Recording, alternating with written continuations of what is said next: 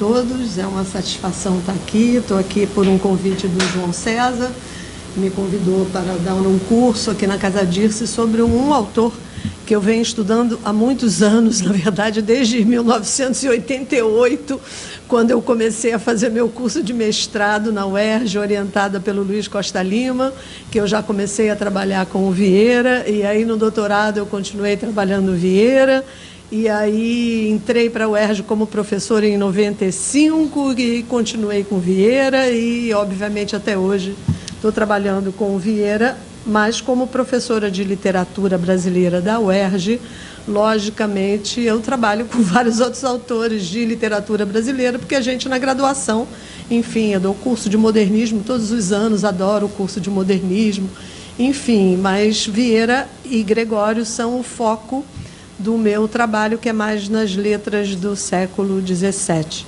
Além de professora da UERJ, eu sempre tenho que dar o crédito, né, dos órgãos de pesquisa que me financiam também.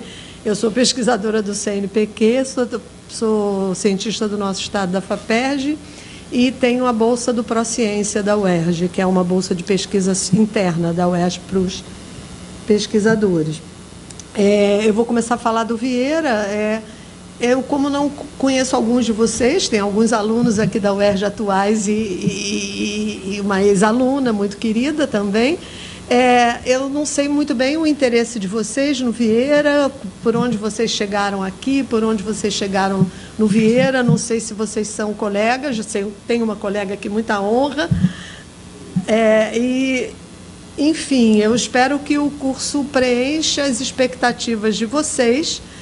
Se vocês quiserem falar alguma coisa agora sobre qual a expectativa, ou por que vocês vieram para esse curso, o que vocês conhecem do Vieira, porque eu também não sei o que vocês conhecem, o que vocês já leram do Vieira. Então, eu, como não sabia do universo, né, dos destinatários do curso, eu tentei montar uma coisa assim, muito introdutória, aprofundando na medida do possível, né? Enfim, se tiver introdutória demais, me sinalizem e é isso, a gente tenta manter um diálogo, tá? Se quiserem falar alguma coisa agora, da expectativa de vocês, ou da formação de vocês, o que vocês vêm buscar nesse curso, tudo bem. A gente tem um tempinho inicial, se quiserem falar.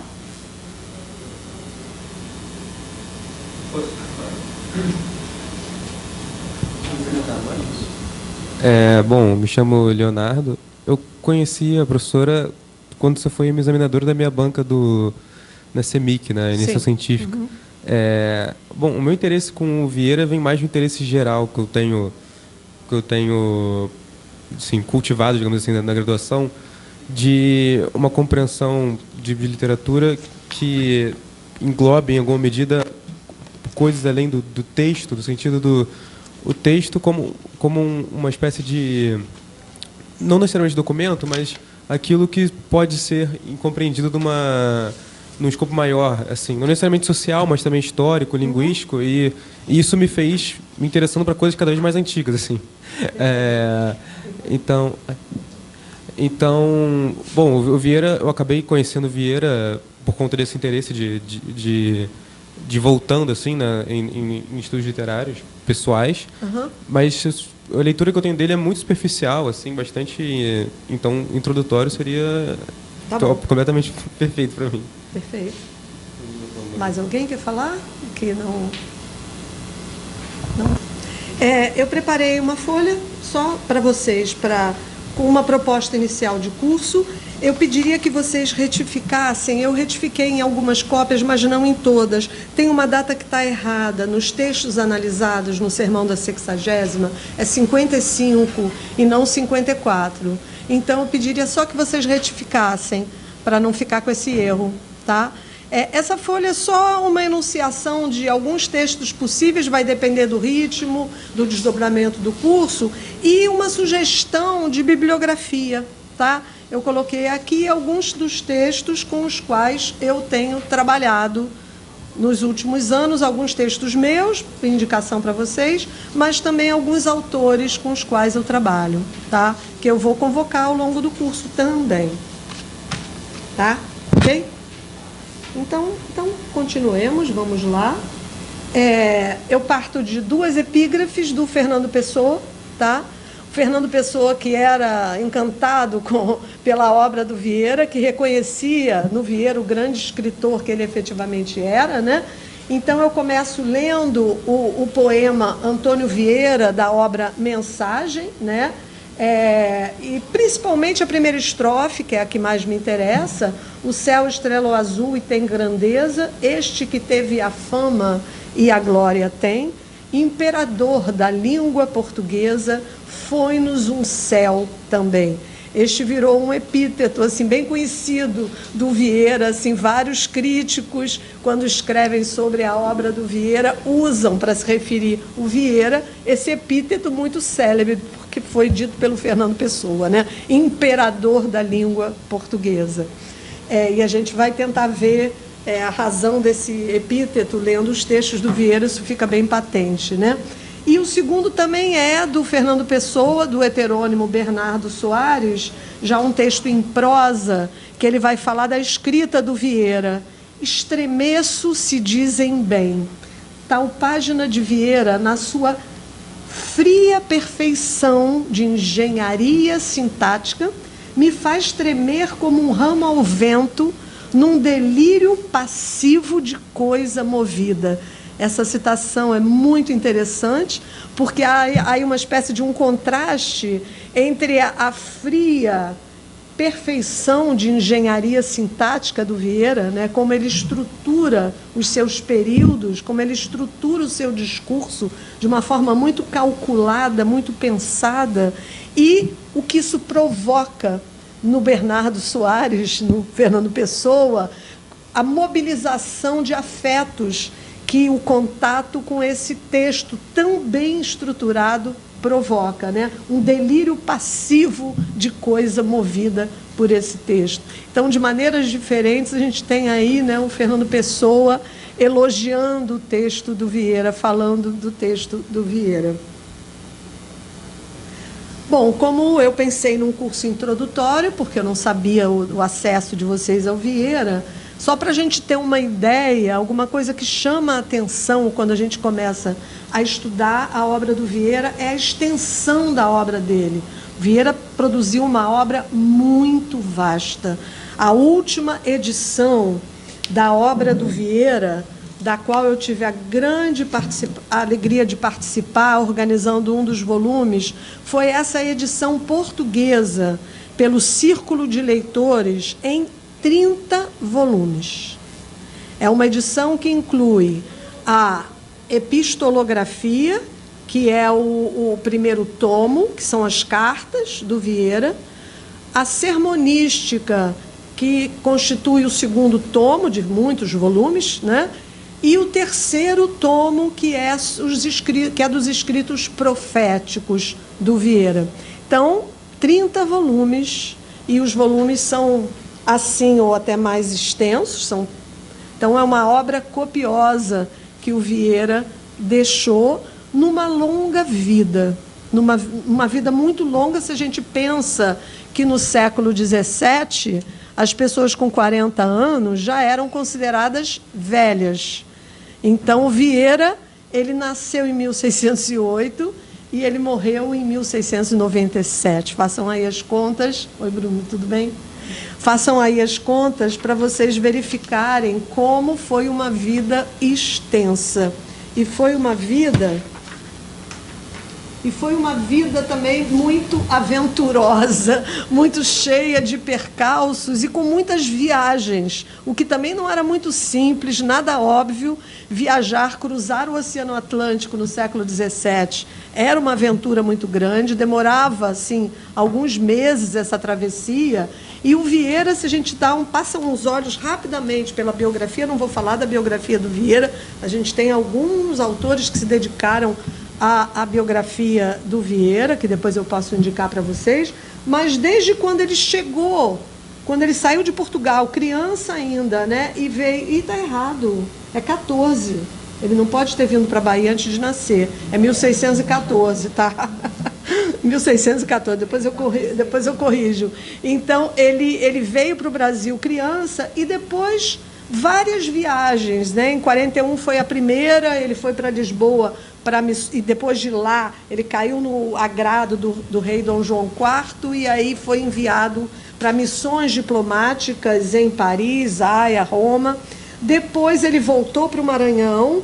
Depois, em 54, ele foi para Lisboa para tentar pleitear a causa dos indígenas. Depois, em 55, ele voltou ao Maranhão. Vejam, meses em cada uma dessas viagens.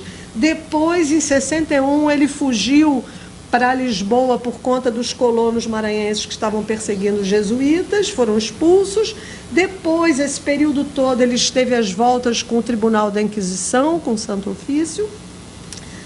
Em 67 para 68, ele conseguiu se livrar um pouco do Tribunal da Inquisição, mas foi proibido de pregar sobre os temas proféticos sobre os quais ele andava escrevendo, que foram a causa básica dele ser indiciado pelo Santo Ofício. Aí ele foi para Roma para tentar conseguir do Papa que acabasse essa interdição sobre ele, e ele foi e conseguiu. Então, o Papa tirou a jurisdição da Inquisição Portuguesa sobre o Vieira. Então, o Vieira conseguiu isso, ficou um tempo em Roma, voltou para Lisboa, e aí, em 81, ele voltou para o Brasil e aqui ficou até morrer. Então, vejam, muitas viagens sujeitas a naufrágios, sujeitas a uma série de dificuldades. A obra dele, então, é dividida em sermões, cartas, textos proféticos e outros documentos. O Vieira escreveu também alguns textos políticos, alguns textos defendendo causas, os chamados papéis no século XVII, papéis em que ele defendia que só os jesuítas tivessem a jurisdição sobre os índios, papéis que ele falava sobre a questão dos jesuítas que deveriam ser enviados de Portugal para o Brasil, enfim, uma série de textos vários, de documentos, né? Os textos proféticos também são muito numerosos. Esse é um material vasto, um material que não é muito divulgado, até por um motivo, quer dizer, principalmente a Claves Profetarum, que foi um desses textos proféticos. Foi o texto ao qual Vieira dedicou grande parte da vida dele. Ele chega a dizer numa carta que ele estava se dedicando, que o fato dele estar se dedicando a preparar a edição dos sermões, que tinha sido um pedido que foi feito a ele, e ele se dedicou a isso durante vários anos, ele com isso, ele estava se dedicando, palavras dele que eu estou mais ou menos parafraseando, ele estava se dedicando a preparar choupanas e deixando de lado os palácios altíssimos, que para ele eram os textos proféticos. Então, a Claves Profetarum, a Chave dos Profetas, foi um texto que sobre o qual ele andou escrevendo durante muitos anos da sua vida. E razão pela qual, central, ele foi indicado ao Tribunal da Inquisição, porque passava por uma leitura dele e passava pela questão do milenarismo, passava pela questão de como ele lia que o Dom João IV era uma encarnação do Dom Sebastião.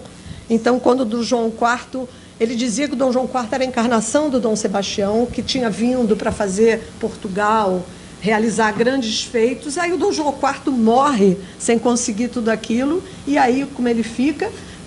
Morreu, mas vai ressuscitar. Então, já não é mais o Dom Sebastião que vai voltar, é o Dom João IV, encarnação de Dom Sebastião. Então, teve uma linha não mais dos sebastianistas, mas dos joanistas, e o Vieira era dessa linha. Ele escreveu uma carta para a rainha, que ficou conhecida como Esperanças de Portugal, em que ele falava sobre essas questões proféticas. Vieira se embasou não num texto teológico consagrado, mas num sapateiro da vila de Trancoso, que escreveu uma espécie de Nostradamus à portuguesa, que escreveu trovas proféticas muito alegóricas, e o Vieira levou a sério o sapateiro de Trancoso, né? E escreveu sobre isso a partir daí, e isso está na base de todo esse pensamento profético do Vieira, da Claves Profetarum, que ficou... o que é curioso é que a Claves Profetarum ficou séculos inédita. ele escreveu a Claves durante muitas décadas. Então, ele estava em Portugal, ele escreveu, ele continuou escrevendo. A gente não tem mais o texto manuscrito, autógrafo, não existe mais. O que a gente tem são cópias. É um texto muito grande, né? Ele tem assim 1000 fólios, é grande. Foi um texto que foi censurado, foi proibido, e a primeira vez que ele foi publicado integralmente em latim, porque, obviamente, o Vieira escrevia textos teológicos no idioma sério da igreja, que era o latim. Então, ele foi publicado pela primeira vez em latim, já nos anos 2000, pelo Silvano Peloso, que organizou uma edição portuguesa, e que eu tenho uma edição assim belíssima, da Claves integral em latim. E a primeira vez que a Claves integral foi publicada em português foi nessa obra completa. 2013 e 2014, em Portugal, aqui saiu pela Loyola.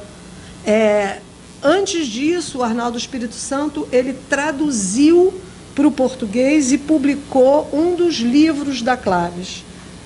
Isso já 90 e poucos, eu não me lembro muito bem o ano, mas uma parte da Claves. Então, vejam, a Claves ficou séculos sem ser publicada. Então, são textos sobre os quais pouquíssimo se escreveu.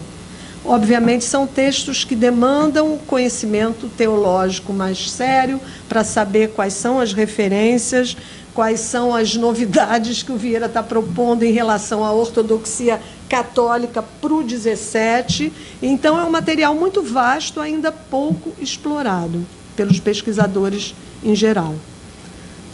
Bom, então, aí já falei, edições da obra, o Vieira começou a preparar essa obra já mais para o final da vida. Ele começou a preparar... também digitei errado aqui, não, ele começou bem antes, no final da década de 80, essa publicação, e quando ele morreu, ele tinha entregue para publicação 12 tomos, e os 3 subsequentes foram publicados póstumamente. Então, ele, a cada ano, o compromisso dele era a cada ano enviar um tomo que ia pelo navio até Portugal, passava por todo o processo de licença, de autorizações, que tudo que era publicado naquela época enfrentava. Então, é mais ou menos isso. Isso são quando eu falo edições da obra, edições dos sermões, tá? Esqueci de falar no início, mas é meio óbvio, pelo menos para mim. Me interrompam sempre que quiserem, qualquer dúvida, qualquer pedido que eu repita, sem problema nenhum, tá? Se falar muito rápido também avisem, tá? Porque às vezes eu disparo. Então, eu não vou falar da vida do Vieira, já mencionei rapidamente. Eu gosto muito dessas 3 citações tiradas das cartas. Nós vamos falar no último encontro nosso, eu vou me dedicar às cartas. Eu pretendo trabalhar com os sermões, 3 encontros, e deixar as cartas para o último. As cartas são um material bastante curioso, com muitas informações históricas, muitas informações, então, sobre o século XVII. As cartas também têm um outro aspecto curioso para quem estuda os sermões, porque o Vieira, somente as cartas, né, da década de 80 e da década de 90, desde o final da década de 70, ele começa a falar da preparação dos textos para a publicação. Então, aqui e ali nas cartas a gente encontra também referências aos sermões, o que é interessante para quem estuda os sermões. As cartas, então, dão um panorama da época. Ele tem uma carta, por exemplo, fantástica, em que ele fala de uma das missões que ele está fazendo lá na região amazônica. Então, as travessias, alguma coisa bem aventuresca, a travessia que eles faziam pelo rio, e as tartarugas que desovavam na margem, e as comidas que eram da população local. Então, ele dá, assim, esse tipo de detalhe. Algumas cartas são muito extensas, são muito detalhadas, outras são mais breves, mais diretas, mais objetivas, porque a carta tem uma outra uma outra codificação retórica, diferente dos sermões, né? Então, 3 trechos. A carta que ele escreveu a um padre, de fevereiro de 1658. Ainda em 58, e ele ainda iria viver algumas décadas mais, né? Não há maior comédia que a minha vida, e quando quero ou chorar ou rir, admirar-me ou dar graças a Deus, ou zombar do mundo, não tenho mais que olhar para mim. Comédia no século XVII era o termo usado para teatro, tá? Não tinha o sentido de algo de humor, de riso, como tem hoje. Comédia era teatro. Então, ele já tinha a consciência, na década de 50, de tudo que ele já tinha enfrentado na vida, de todas as diversidades, de todas as mudanças, de todas as tramas e os enredos que ele tinha enfrentado. Então, essa citação dá conta um pouco da intensidade do que ele viveu. E a Francisco Freire, aí já na década de 90, que ele já estava se aproximando assim, do final da vida, já estava bem idoso, né? E a única forma de comunicação daquele tempo era através de cartas, que demoravam muito. Ele escrevia uma carta, demorava meses para chegar a Portugal. Depois, a resposta a essa carta demorava meses para voltar ao Brasil. E aí ele escreve ao Francisco Freire: que novas darei de mim a Vossa Senhoria depois de tantos anos, senão que ainda sou vivo? Parece que me guarda Deus para testemunha das variedades e mudanças do mundo neste século, o 17, depois de ter corrido e visto tanta parte dele. E ele tinha plena consciência que ele nasceu no iniciozinho do século e ele estava vivo no final do século 17.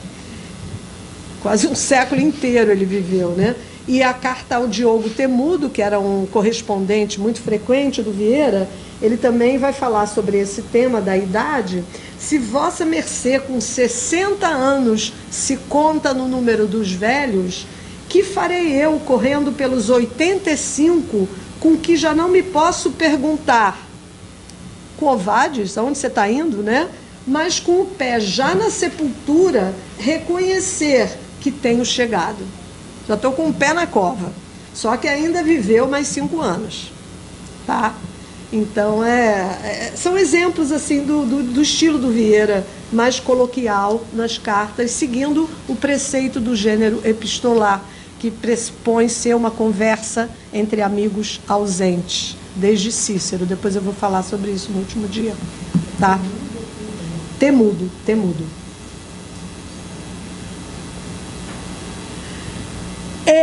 Para começar, eu recorro ao Hansen por uma questão teórico-metodológica. O João Adolfo Hansen, junto com o Alcir Pécora, são 2 professores de São Paulo. O Hansen, aposentado da USP, o Alcir Pécora da Unicamp, e os 2 trouxeram uma possibilidade muito interessante e nova nos estudos sobre o século XVII.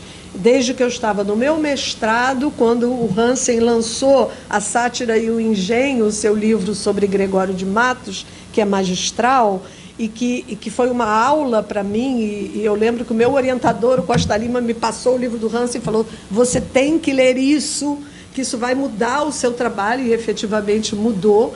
E então, como metodologia, como uma forma de trabalhar com textos do 17, tentando entender a maneira pela qual os escritores da época viam o mundo, quais eram os códigos linguísticos vigentes, quais eram as questões históricas prementes, para a gente tentar se aproximar de uma forma, digamos, mais próxima, né? mais imediata daquele contexto. É claro que vai ter sempre uma distância.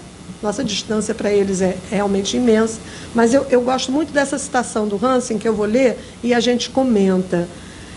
E ele vai falar sobre o seu próprio trabalho, e eu uso aqui para falar sobre o meu, né? O trabalho com as representações luso-brasileiras do século XVII deve tratar a história historicamente, e, para isso, evitar as invariantes transhistóricas que fazem encontrar o mesmo de um arquétipo em todos os tempos. É a especificidade histórica das práticas de representação do século XVII que me interessa, ou seja, a especificidade de seus condicionamentos materiais e institucionais, de seus códigos linguísticos e bibliográficos, de seus padrões retórico-poéticos e de suas doutrinas teológico-políticas. Então, a especificidade desse período que a gente recortou para estudar. O trabalho, aí ele vai refletir criticamente sobre isso. O trabalho de reconstrução arqueológica da particularidade da representação colonial não é uma atividade meramente antiquária, no sentido arcaizante e regressivo do termo antiquário, usado em algum lugar por Nietzsche para ironizar um tipo de historiador que coleciona velharias, perdendo a perspectiva do futuro. Não é estudar o passado para ficar ali perdido, imerso nele, pelo fascínio de colecionar antiguidades. E aí vem a frase que é importante: o passado está felizmente morto e seus restos só interessam no presente como material para um trabalho de destruição de universalismos que descartam a historicidade do próprio passado. Os mortos só interessam na crítica dos vivos e dos muito vivos. Então, é muito interessante essa vontade de pensar o passado, trazendo o passado para uma possibilidade de você pensar e entender melhor o seu presente. Tá? Algum comentário? Que é hoje uma tendência, né? Hoje no Brasil, por exemplo, por exemplo, é importante que a gente reviva, de certa forma, o passado histórico, e a gente nem vai ser politicamente depois vocês compreendem, para que a gente entenda esse presente que a gente está vivendo. Né? Porque se você descarta e você não tem mais nenhum índice anterior, você apaga a memória. Né? E o grande detalhe da história é sempre se debruçar sobre feitos, né, que tiveram uma importância e cuja memória a gente tem que preservar. Né? Claro, e é claro que o Vieira vai nos trazer questões que são muito inquietantes e que são muito difíceis de se lidar. Quer dizer, se a gente for puxar, por exemplo, o tema indígena no Vieira, é um tema muito complexo, muito delicado. Se a gente for puxar o tema da mulher, da representação da mulher pela Igreja Católica, a gente já sabe que aí vem a questão da misoginia do pensamento teológico. E, principalmente, se a gente for puxar o tema da escravidão do africano. Esse é o tema polêmico por excelência quando a gente trabalha com a obra do Vieira. Por isso é importante entender a história. Não é para salvar ninguém, não é para admirar o que os jesuítas fizeram, não é nada disso, mas é para entender de onde nós viemos, quer dizer, o que nós já enfrentamos. E é importante ver esse pensamento, que era o pensamento oficial. Vieira nada mais era do que um representante do que pensava a monarquia portuguesa. Então, ele tinha uma postura diante dos escravos africanos que era a postura dominante da época. Ele não era nada revolucionário no sentido anacrônico que a gente pode usar para pensar certas atitudes do Vieira, mas ele se batia por determinadas causas e uma delas foi a dos indígenas. Depois a gente vai falar um pouco sobre isso. Vou falar rapidinho, que eu sou uma apaixonada por Vieira, peço desculpas. Mas eu acho que o grande tema do Vieira é a corrupção. E aí, quando ele fala, e ele sendo, né, já de uma representação, né, de um certo colonialismo, quando ele já denuncia a corrupção naquele célebre texto rápido, o verbo rápido, se você o ler hoje, é idêntico. Os sermões políticos do Vieira, eu até selecionei para trabalhar com vocês exatamente o sermão do bom ladrão e o sermão, basicamente o sermão do bom ladrão, que é perfeito para a gente pensar essa questão da corrupção. que o Vieira estava vendo de dentro, né? Então, obviamente, ele era um representante do pensamento da monarquia portuguesa, mas o que ele vai criticar é a corrupção que vem em função das pessoas que vão ocupando os cargos. Ele não queria questionar o poder da monarquia portuguesa, a hierarquia da... Nada disso, mas ele questionava o mau exercício do cargo por aqueles que o ocupavam. Tá? Bom, então, essa parte eu posso ser mais breve, porque ela pode, dependendo do interesse de cada um, ela pode ficar um pouco chata, porque ela é muito específica, mas é importante para a gente pensar o universo retórico, que é fundamental para a gente entender os textos do Vieira. A gente não, isso foi a grande lição, né, dos trabalhos do Hansen desde o início, quando ele publicou a Sátira e o Engenho, que efetivamente o código retórico era dominante no século XVII. Então, foi uma época de muita codificação. Então, na verdade, a importância para esse período dos gêneros. Então, quando a gente vai estudar um texto do século XVII, é importante perceber a que gênero esse texto pertence e, em função do gênero, há os autores principais que funcionam como autoridades que chancelam essas práticas. Então, se eu vou trabalhar com Gregório, com o gênero sátira, eu preciso conhecer os modelos de sátira que circulavam no século XVII, que o Gregório conhecia e com os quais ele dialogava. Então, tem toda essa concepção retórica que é fundamental, que é modelar e que vem na formação, no caso do Vieira, na formação jesuítica.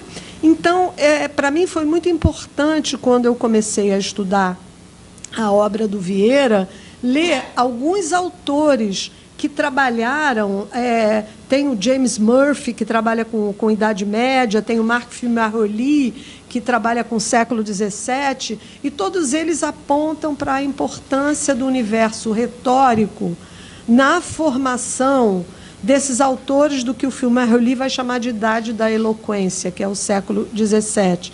Mas aí eles retrocedem para entender a relação do catolicismo com a retórica. Eles têm que retroceder lá para os primórdios do próprio catolicismo, né? E toda a relação que se estabelece entre a ortodoxia cristã e a tradição retórica. Então, na verdade, como é que o cristianismo vai se relacionar com toda a cultura pagã que era idólatra? Mas a gente vai ler texto do Vieira e vai ver que ele cita Aristóteles, ele cita Ovídio, ele cita Sêneca, porque o Vieira já está num momento, século XVII, em que estava mais do que aceite que a Igreja Católica ia se beneficiar do diálogo com essa tradição pagã. Mas no início não foi fácil, no início não foi simples, tá? Então, na verdade, o Jeffrey Schnapp, ele vai dizer que a cena significante que o cristianismo primitivo necessitava despedaçar para instituir uma cultura do livro sagrado foi aquela que predominou através da antiguidade greco-romana, a cena da retórica. Porque a gente tem a importância da retórica na sociedade grega, mas em Roma principalmente. Então, a gente não pode esquecer Cícero e Quintiliano, por exemplo. O papel do orador na sociedade romana, a importância da fala. E quando a gente fala em retórica antiga, a gente está falando em fala, oralidade. Tá? É claro que no 17 tem todo esse trabalho com a retórica que passa para o plano da escrita também, passa, aliás, muito antes, mas a base do pensamento retórico vem da prática oral. Então, a gente tem, por exemplo, se a gente vai para o contexto grego, a gente vê todo o embate do Platão com os sofistas e com os retores, e toda a questão entre essa prática da palavra persuasiva, que para Platão ela era desvinculada do que seria uma verdade, do que seria o bem. Enfim, essa é uma outra questão, uma questão antiga, mas, de certo modo, a gente revive um pouco esse embate no jogo entre essa tradição do cristianismo e a cultura pagã. Tá? Então, o que é curioso é que a retórica é muito importante para a prática oral. A igreja tem uma prática de divulgação dos seus ensinamentos que é muito oral, através da pregação. Por outro lado, durante muito tempo, não houve uma preocupação por parte da igreja em teorizar sobre a pregação, em fazer uma teoria, em pegar preceitos retóricos e trazer para o campo das práticas católicas. Então, assim, alguns autores tentam dar conta disso. Por que será que a cristandade, eu coloquei ali em negrito, não erigiu uma base teórica para uma atividade tão fundamental? Uma possível explicação era esse princípio dominante desde São Paulo, de que a mensagem divina é tão poderosa que a sua mera emissão vai ser persuasiva. Ou a ideia de que era mais importante o que se prega do que o como se prega. Mas, com o tempo, foi surgindo um debate referente à legitimidade de você usar os recursos retóricos pagãos na paranética católica. E o Santo Agostinho foi super importante nesse debate, porque o Agostinho dizia, então a gente vai deixar para os nossos inimigos o uso dessas ferramentas tão persuasivas e nós vamos usar uma linguagem desprovida desses artifícios? Por quê? Fala. Aham.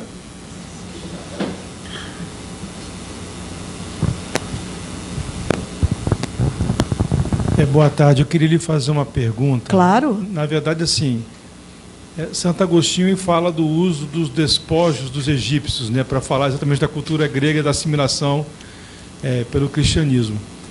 Mas eu queria perguntar à senhora se, além dessa preocupação, vamos dizer assim, essa convicção com a persuasão da mensagem cristã, que faria com que não se preocupasse com a forma, mas com o conteúdo, se não seria possível aduzir a essa ideia uma colocação assim, me parece que a retórica ela tinha muito a ver com um certo estímulo de uma dialética na ágora grega para a busca da verdade. E o cristianismo parte de um lado em que ele se vê detentor da verdade. Será que, além dessa questão do poder que a mensagem cristã tem, não existia também uma certa presunção, vamos dizer assim, entre aspas, de se ver como detentor da verdade e que, dessa forma, poderia abrir mão de um instrumento que era identificado como a busca da verdade? É a minha pergunta para a senhora. Na verdade, a retórica, por um lado, tem a ver com essa busca da verdade, por outro lado, levando a sério a crítica do Platão, ela tem a ver com a afirmação de um poder. Né? Deixar a verdade de lado e eu vou afirmar o que me é conveniente, o que me interessa. Então, tem a ver com a disputa de poder, de discursos. O Platão fica sempre puxando para o lado da verdade, mas nas práticas políticas e sociais, nem sempre é a questão da verdade, no sentido amplo e universal, como é para Platão, que está em jogo. Então, é mais uma questão de aprender as técnicas para ser persuasivo e convencer. Inclusive, quando se estuda a origem da retórica, supostamente, a retórica teria surgido a partir de disputas por territórios que teriam sido confiscados por tiranos na Grécia arcaica e que depois as famílias queriam lutar pelo direito, quando acabou aquela tirania específica, lutar pelo direito de recuperar as suas terras, mas isso tudo tinha que ser disputado, digamos, no lugar público. E aí você tinha que ser persuasivo. E aí surgiram esses professores de retórica que ensinavam aos jovens das famílias mais abastadas, eram professores, a ter os argumentos necessários para convencer o outro sobre uma determinada questão. Então, na prática, não tinha a ver com essa verdade, que é a questão do Platão. Tinha a ver com persuasão e afirmação de ponto de vista e tentar dominar. Tá? É claro que o cristianismo tem a ver com a verdade, a ligação, quer dizer, com a suposta verdade, né? A ligação do Platão com o Platão é muito evidente, né? Mas, com o tempo, o que eles perceberam? Que era necessário, para a divulgação da doutrina, aquelas técnicas. Porque só a verdade... A emissão da palavra supostamente verdadeira só não bastava. Então, aí vem a questão toda do Agostinho, que vai ser fundamental, né?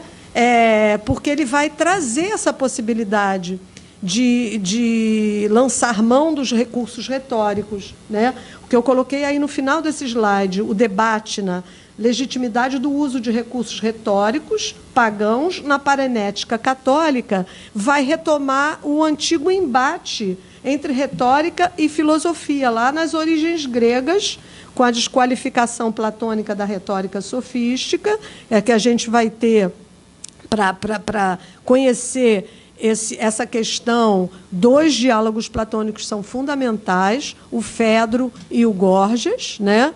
O Gorgias é a má retórica, a retórica sofística. O Fedro é a boa retórica, que seria a retórica filosófica, né? Que a Bárbara Hacassan vai dizer muito criticamente que, na verdade, no Fedro, duas retóricas é igual a nenhuma, porque ele nega a própria essência da retórica, e o que ele chama de boa retórica é a própria filosofia. Ela vai dizer, ironicamente, 2 igual a 0. Porque, na verdade, não vai ter mais nenhuma retórica ali para o Platão, só vai ter a filosofia, né? E isso passa pela reciclagem latina. Então, Cícero e Quintiliano, mas no mundo romano, há o triunfo total da retórica. Tem textos fantásticos, tanto do Cícero quanto do Quintiliano, que eles vão mostrar como a filosofia está a serviço da retórica. Eles vão inverter completamente todo o pensamento do Platão. Tá? Mas aí, enfim, não dá para entrar nisso, porque isso nos afasta, né? Esse foi mais ou menos o meu percurso quando eu comecei a estudar o Vieira, que eu fui lá para Platão, Aristóteles, passei pelos romanos para chegar no Vieira, no último capítulo da minha dissertação de mestrado, porque eu senti a necessidade de estudar tudo isso para entender o século XVII. Cada vez o meu objeto ia mais para trás, já era para trás, era século XVII. Aí ele ia cada vez mais recuando, porque eu sentia a necessidade de conhecer todas essas questões que eram muito anteriores ao século XVII. Tudo bem? Eu vou tentar rápido, porque tem muito texto aí. Quer dizer, a exceção de teorização é o De Doutrina Cristiana do Agostinho, que, na verdade, vai começar a tentar sistematizar toda essa informação. O que é curioso, porque desde os primórdios da Igreja, os próprios padres da Igreja Latina, nas origens, eles tinham sido formados nesse mundo pagão. Antes, o próprio Agostinho, antes da conversão, tinha tido acesso a toda essa formação retórica. Então, eles conheciam a força dessa ferramenta retórica. E por que não usá-la, né? É a questão do Aristóteles em relação... A diferença do Aristóteles em relação a Platão. O Aristóteles vai dizer, é uma ferramenta neutra. Você pode usar para o bem ou para o mal. Ela não é má por si só. Depende do uso. Então, de certo modo, é isso que o Agostinho vai vai fazer, né? E aí, com isso, estou pulando, né? Acho essa citação do Marc Fimaroli muito importante, de um livro dele, não está traduzido em português, infelizmente, se chama L'Âge de l'Éloquence, a Idade da Eloquência, que ele diz o seguinte: os padres, aí já da Igreja Católica, por sua formação nas escolas de retores e pela magistratura oratória que lhes conferiu o episcopado cristão, realizavam melhor do que os declamadores pagãos a plenitude do ideal republicano do orador, do Cícero, um governo das almas pela palavra. Então, é como se, com a Igreja Católica, todo o mito do orador do Cícero, toda a figura forte do orador para a cultura romana, tivesse recebido um acréscimo de importância com o lugar do orador religioso no âmbito da Igreja Católica. Depois a gente vai ver como, na Contra-Reforma e com o advento da Reforma Protestante, esse reforço da figura do orador ainda fica mais carregado, né? Então, na verdade, a Igreja não abriu mão dessa arte de bem falar, não ia deixar, como Agostinho vai dizer, vamos deixar na mão dos nossos inimigos essas ferramentas poderosas, vamos usar também, mas vamos usar, digamos, por uma boa causa, né? E também porque a própria Bíblia é muito cheia de metáforas, alegorias, antíteses, jogos de palavra, assim como os textos pagãos. Então, também para fazer uma análise desse texto, para lidar com esse texto, é importante usar toda essa teorização antiga que nos ensinou a lidar com o discurso, com as palavras. Tá? Bom, aí o Agostinho vai defender essa estratégia de aproveitar a arte da eloquência nos discursos sacros, já falei sobre isso. Ele vai se referir muito ao Cícero no De Doctrina Christiana, então ele já está fazendo, ele não está só dizendo que vai fazer, ele já faz, porque ele se apropria do Cícero e ele cita o Cícero. Então ele já tá usando essa cultura pagã no seu texto. Tá? Então, na verdade, a importância, aí eu vou dar um salto, né? Toda a questão para o Renascimento, que vai ser de como lidar com essa tradição toda. Isso vai ser muito importante, porque quando a gente começa a estudar o Vieira, e a gente tem que estudar o ensino jesuítico e todos os protocolos do ensino e todas as regras do ensino jesuítico, e a gente começa a ver como era... Como é que tira isso daqui? Como era importante aprender a lidar com essa tradição. Isso vem desde do Renascimento, né, do século anterior, que era como lidar com essa tradição tão vasta. Toda a tradição greco-romana que foi retomada, que foi reciclada e que continua no século XVII. Então, se a gente pega o programa de ensino das escolas jesuíticas, a Ratio Studiorum, o programa de estudos, a gente vai ver o lugar de destaque, por exemplo, de Cícero, de Quintiliano. Então, na verdade, era como lidar com esse corpus tão extenso. Essa é uma questão que era muito importante para esse programa de estudos, e há várias estratégias, várias técnicas. Por exemplo, aprender a recortar e fazer caderninhos de citações.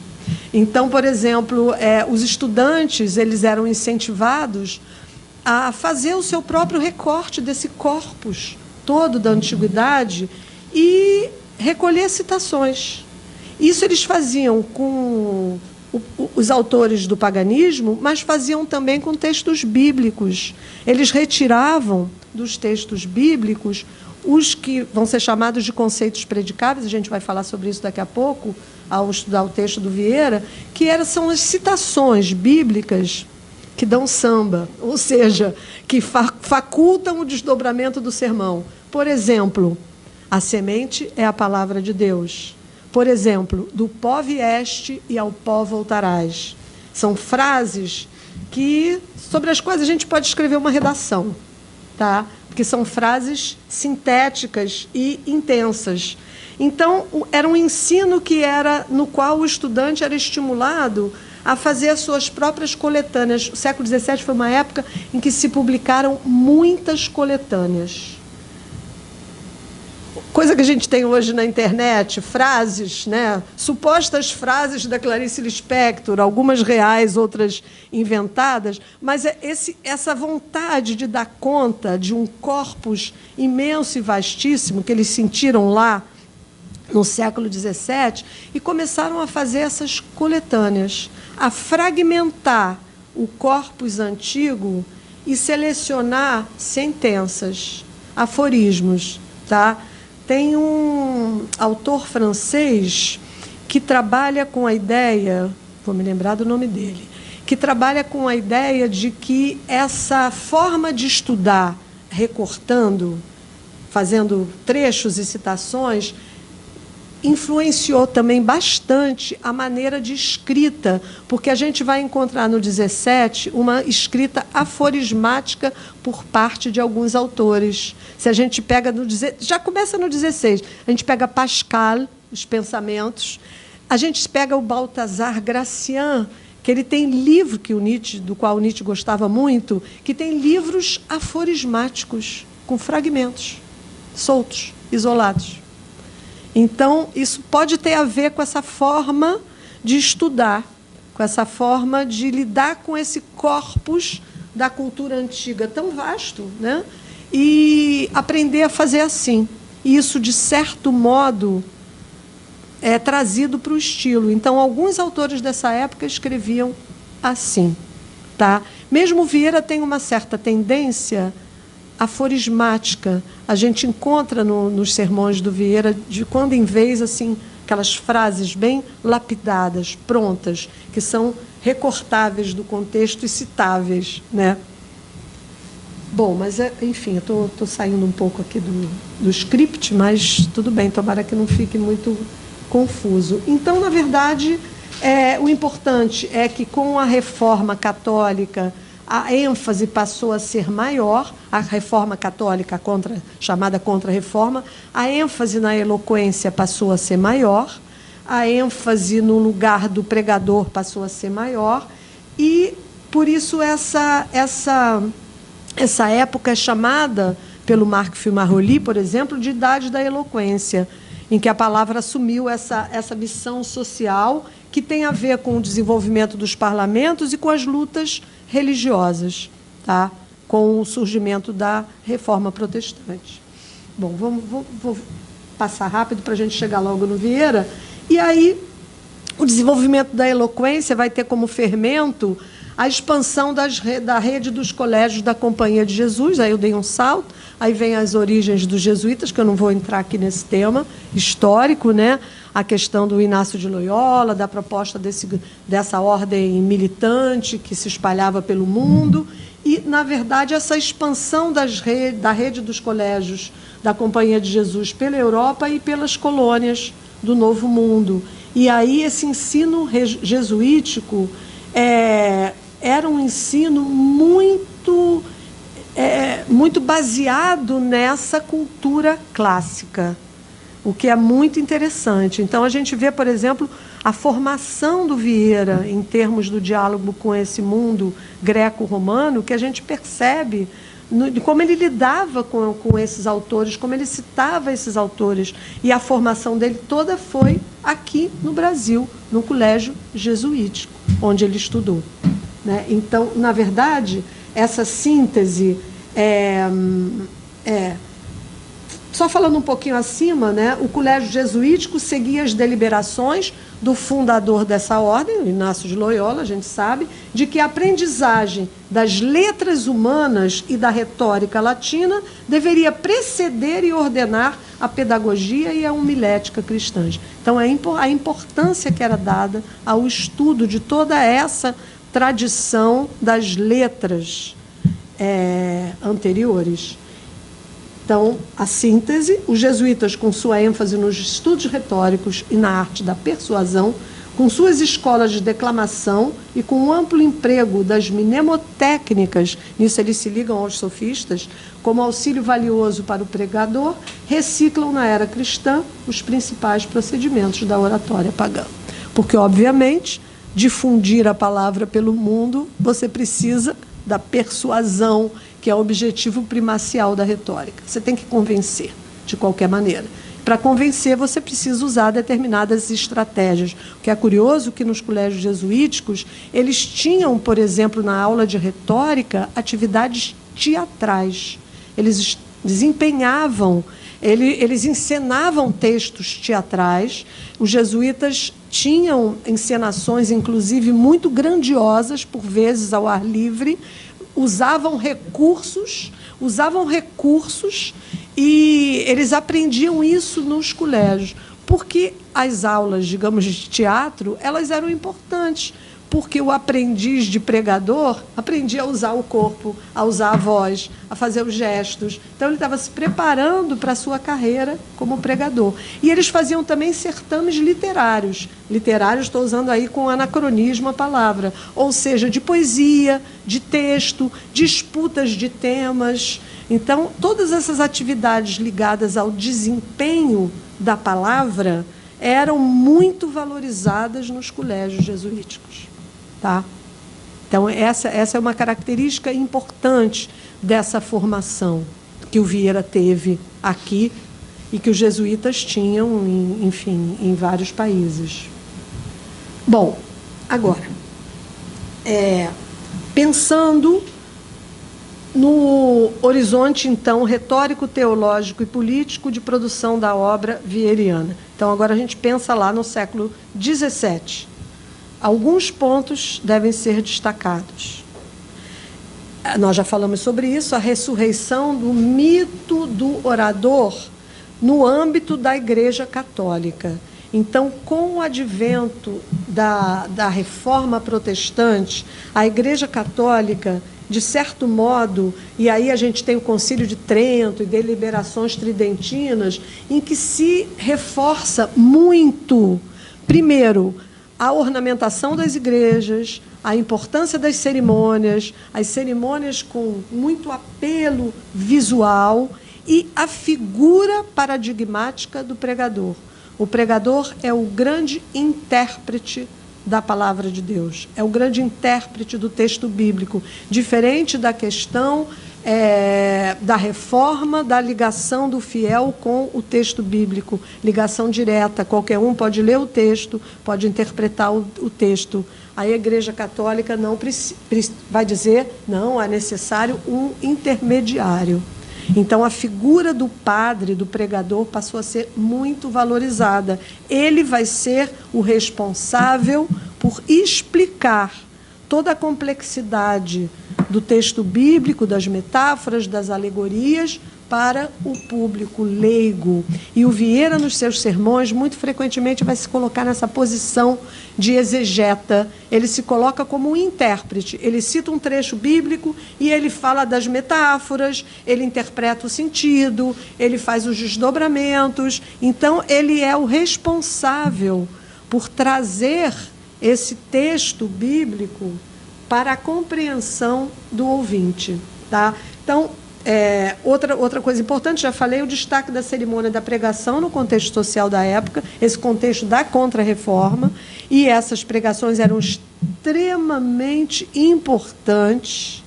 O Vieira, quando chegou a Portugal a primeira vez, ele conseguiu ser logo muito reconhecido pelo seu poder de fala.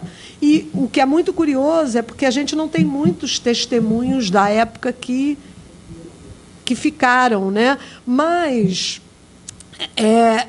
numa carta de um nobre da época, e quem cita isso é o Lúcio de Azevedo, que foi o biógrafo do Vieira, que organizou as cartas, ele vai citar uma carta da época do Vieira que menciona o costume de mandar um criado da família rica lá de Lisboa à igreja de São Roque, que é a igreja dos jesuítas de Lisboa, onde o Vieira pregou algumas vezes, para colocar tapetes de madrugada para guardar lugar.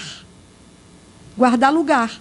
Porque não eram bancos, as pessoas ficavam em pé, e aí as famílias ricas mandavam um funcionário para ir de madrugada, botar o tapete da família tal. Guardei lugar, porque os sermões eram muito concorridos. Então, essa informação que vem assim, de passagem numa carta, ela é importante, porque ela mostra como eram concorridos os sermões.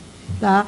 E aí tem toda uma questão que o Vieira vai combater, que é a teatralidade dos sermões. O Vieira vai mencionar no sermão da 60ª a proibição do teatro. O teatro foi proibido durante um período em Portugal, e o Vieira vai dizer que o problema é que o teatro passou do palco para o púlpito. Então, ele vai criticar o que acontecia muito na época, em função de toda essa ênfase que foi dada ao lugar do pregador, ao momento do sermão. A gente tem que lembrar que muitas igrejas da época, elas tinham um púlpito elevado, e o púlpito era no meio. A cerimônia da pregação era tão importante que a gente vê que toda uma questão arquitetônica também se transformou. Então, as igrejas eram igrejas salão. Em vez de igrejas com aqueles compartimentos laterais, a igreja salão é aquela igreja em que você, em qualquer lugar, você consegue ver quem sobe ao púlpito, e o púlpito está no meio. Quer dizer, tem uma escadinha, o pregador sobe e fala dali, fala do púlpito. Então, isso tudo valorizava aquele momento da pregação, e alguns pregadores se colocavam nessa posição de atores, encenando, e o Vieira vai fazer a crítica a essa espetacularização da pregação. É claro que a gente não tem registros para saber como efetivamente esses pregadores agiam, o que eles faziam, mas muitos mostravam quadros, mostravam objetos, encenavam, e o Vieira vai fazer a crítica disso, porque para ele isso provoca um afastamento da função primeira do sermão, que é a doutrinação. Com isso você tira o foco e põe o foco na diversão, põe o foco no entretenimento, enfim, a gente vai ver isso no sermão da 60ª. Tá? Outra questão importante, o púlpito como tribuna política, porque algumas questões políticas eram discutidas, e aí o sermão do Vieira do Bom Ladrão vai falar sobre isso. Então, essa discussão de questões do tempo, de questões políticas. Né? O Vieira, por exemplo, vai pregar um famoso sermão pelo bom sucesso das armas de Portugal contra as de Holanda, exatamente na época da invasão dos holandeses. E aí ele vai falar das questões prementes do seu tempo, não só de questões religiosas. Aí é importante pensar também, mas a gente não vai trabalhar muito com isso, o sermão como formação discursiva. O Vieira não inventou a roda, o sermão já existia. Quando ele começou a pregar, o modelo do sermão já existia, que todo o modelo do sermão medieval, e o Vieira vai fazer poucas modificações. Então, a grandiosidade do Vieira, do texto do Vieira, não tem a ver com uma novidade na forma sermão que ele inventou, mas como ele vai mobilizar os recursos linguísticos para construir um texto extremamente persuasivo e extremamente eloquente, bem construído em todos os pontos de vista, das figuras que ele emprega, da construção sintática. Aí a gente vai ver com a leitura do texto. Fala. Professora, a senhora no início falou que o Vieira enxergava, não vou lembrar agora o número, mas um dos Dom Joãos, o quarto, como a encarnação do Dom Sebastião. Sim. E aí, eu estava esperando a gente chegar nessa parte onde a gente fala do pregador como a figura ali, né, que intercede a comunicação entre fiel e espiritual. porque é onde a gente demarca que ele era uma figura de importância, né, para a igreja, para aquelas pessoas que o ouviam, até com a senhora falando sobre os tapetes, né, que marcavam o lugar. E aí eu queria entender a visão que a Igreja Católica tinha de reencarnação, porque eu entendo que é um ideal mais hoje, da atualidade, mais voltado para o espiritismo, né? Eu conheço alguns católicos, inclusive, que repudiam totalmente a ideia da reencarnação, né? E aí eu fiquei pensando sobre isso, né? Porque é uma figura de importância que defende uma possível encarnação de uma religião que hoje, eu não sei na época, né, mas que hoje não é tão, como é que eu vou dizer, simpática com a ideia de encarnação, né? É como se fosse até uma oposição ao que eles pensam. Na verdade, enfim, essa questão ela vai trazer temas de teologia que efetivamente eles não são o meu foco, mas a questão é que a época do Vieira era uma época muito dada a essas questões.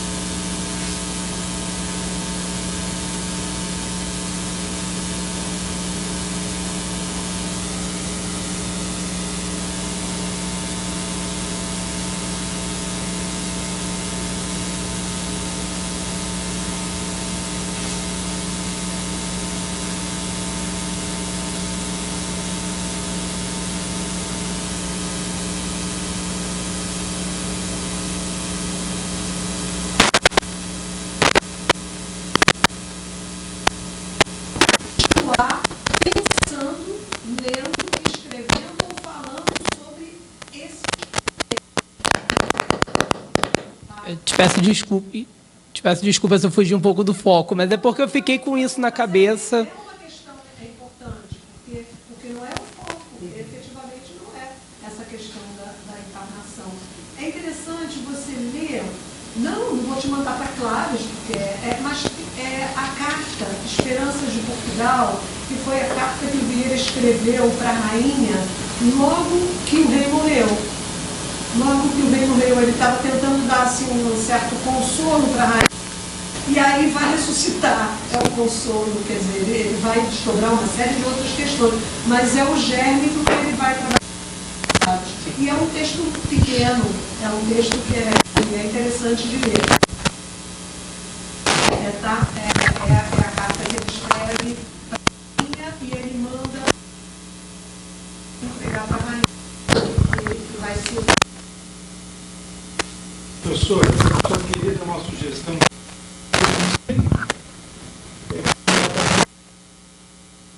está planejando fazer algum tipo de intervalo, se quiser o cabo de voltar.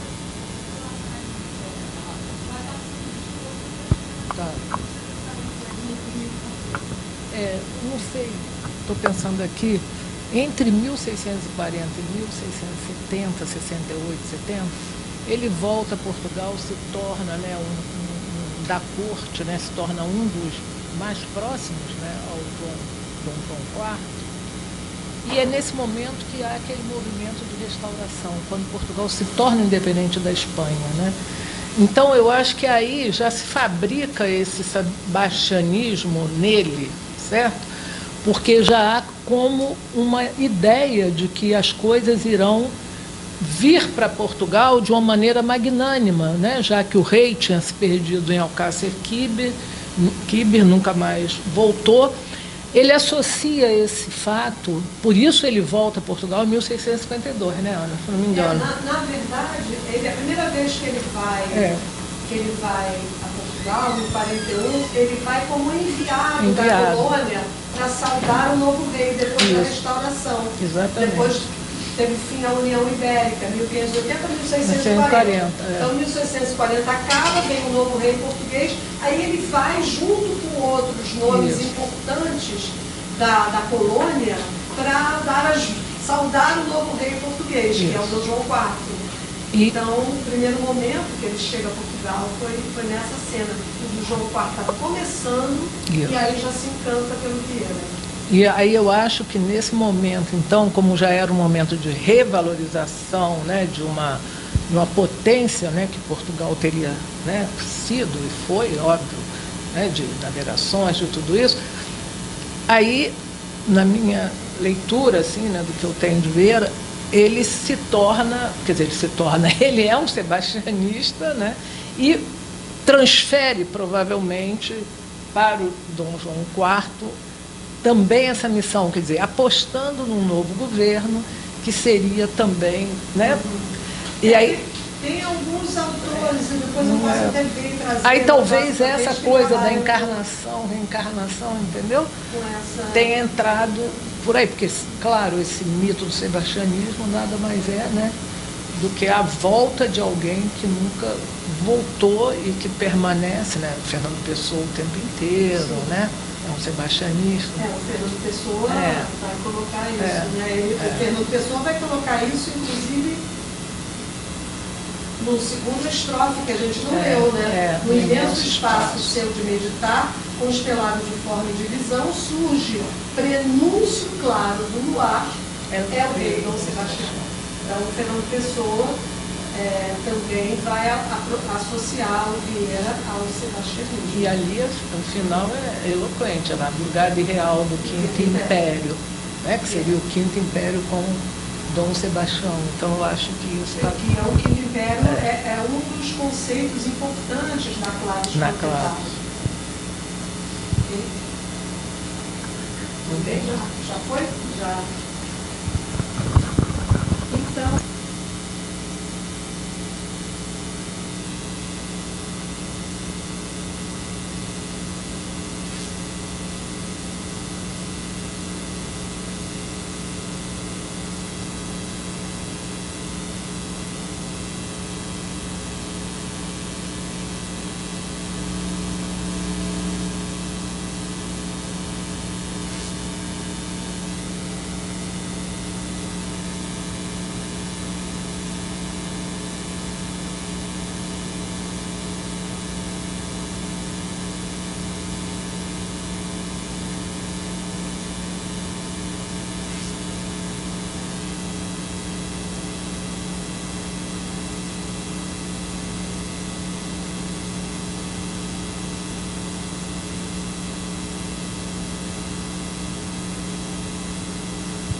é que ele vai tematizar bastante o eixo da interlocução.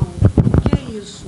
O sermão é uma troca, é um diálogo na própria tradição do orador, né, do discurso. O discurso é feito sempre para um destinatário, para vários destinatários. Então, o Vieira vai chamar a atenção para o fato de que ele está falando para um público. E ele vai se dirigir a esse público algumas vezes no texto. Como ele diz, daqui mesmo vejo que me notais. Então, ele vai fazer essa interpelação, essa referência ao público, e com isso ele vai usar alguns deíticos que apontam para essa referência. O que está acontecendo de novo nesta igreja? O deítico aqui, o nesta, né?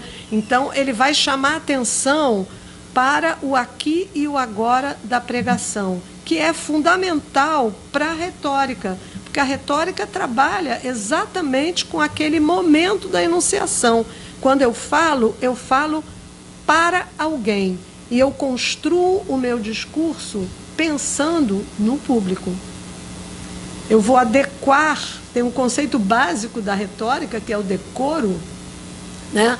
Que é a adequação do discurso ao público a que ele se destina e ao gênero a que ele pertence. Então, na época, isso era muito importante. Se eu escrevo uma sátira, eu posso usar algumas palavras obscenas. Se eu escrevo um sermão, jamais. Se eu escrevo um poema lírico, também não. Tá? Então, tem a ver com decoro, com adequação, que é ao gênero em que o discurso se insere e ao público a que ele se destina. Então, importância da retórica e dos conceitos predicáveis, a gente já falou sobre isso. Os conceitos predicáveis eram essas frases, essas citações bíblicas que eram usadas. A gente pode pensar no esquema mote e glosa. Elas eram o mote que o sermão glosava. Era o tema da redação, era o tema do discurso, era o tema da oração. Tá? Uma questão que a gente vai comentar um pouco em relação ao sermão da 60ª, que é um sermão super importante, da fortuna crítica do Vieira, ele é um dos mais estudados. O sermão da Sexagésima era importante para o próprio Vieira, que o colocou como prólogo aos demais. Então, quando ele preparou a edição dos sermões, ele escolheu começar com o sermão da Sexagésima, tá? Que é um sermão que fala sobre o sermão. É um meta-sermão, é um sermão que fala sobre a arte de pregar. E aí a crítica levanta muito, será que o sermão da Sexagésima é uma arte oratória do Vieira? Ou seja, será que ele está fazendo toda uma teoria do sermão? Será que o que está em jogo ali é uma teoria do sermão? Ou existem outras questões que movem o texto?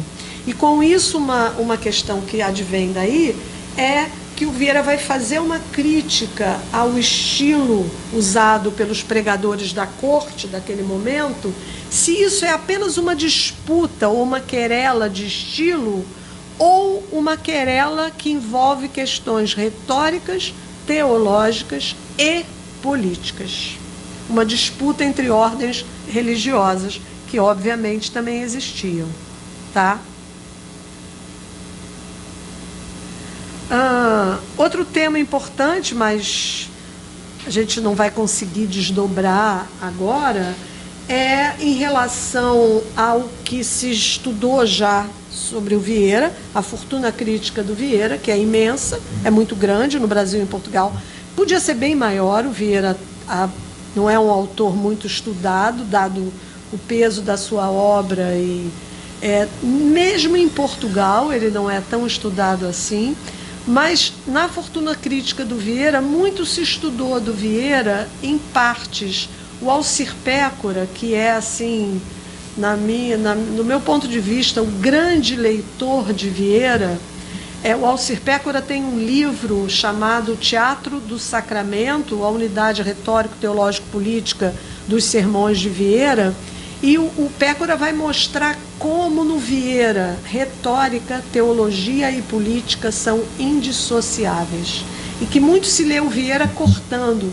Eu vou estudar o Vieira como um beletrista, eu vou estudar como ele constrói o seu discurso engenhoso, cheio de metáforas, alegorias. Ou eu sou um historiador, eu quero estudar o Vieira como homem político. Ou me interesso por religião, eu vou estudar o pensamento teológico do Vieira. O Alcir defende a tese, o Alcir Pécora, de que há uma unidade, você não pode dissociar. Quando você puxa um desses temas, você tem que logo convocar os outros também. Então, retórica, teologia e política estão imbricadas na construção do sermão do Vieira. A gente vai ver isso no sermão da Sexagésima. Tá? E, ficando com Alcir Pécora, ele faz uma proposta de leitura dos sermões do Vieira que é muito simples e muito eficaz.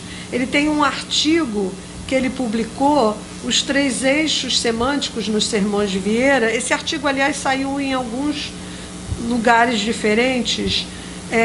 Se vocês colocarem, no Google, vocês encontram as 3 pontas das analogias nos sermões, que é um texto em que ele propõe os 3 campos semânticos que são fundamentais na construção do sermão do Vieira. E quando a gente vai ler, é importante a gente pensar nesses 3 eixos semânticos para fazer uma leitura mais abrangente do texto.